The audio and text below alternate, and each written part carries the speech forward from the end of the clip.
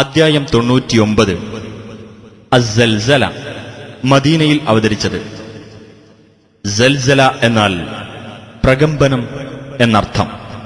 അന്ത്യദിനത്തിലെ പ്രകമ്പനത്തെ സംബന്ധിച്ച് 1-ാം സൂക്തത്തിൽ പരാമർശിച്ചതുകൊണ്ടാണ് ഈ അദ്ധ്യായത്തിന് ഇപ്രകാരം പേർ നൽകപ്പെട്ടത്.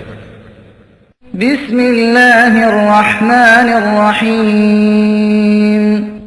ഇദാ സുൽസിലത്തിൽ അർദു സിൽസാലഹാ.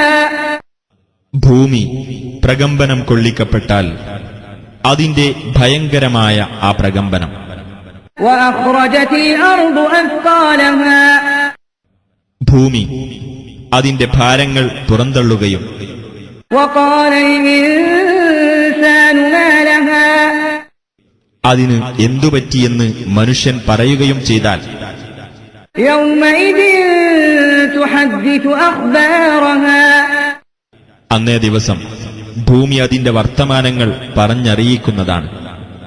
ബിഅന്ന റബ്ബക ഔഹാ ലഹാ. നിന്റെ രക്ഷിതാവ് അതിന് ബോധനം നൽകിയത് നിമിത്തം.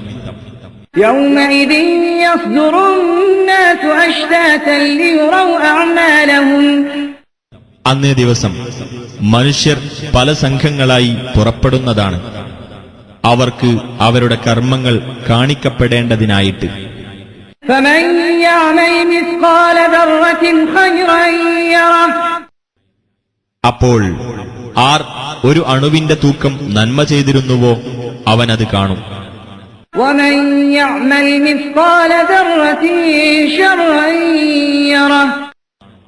ആർ ഒരു അണുവിന്റെ തൂക്കം തിന്മ ചെയ്തിരുന്നുവോ അവൻ അതും കാണും.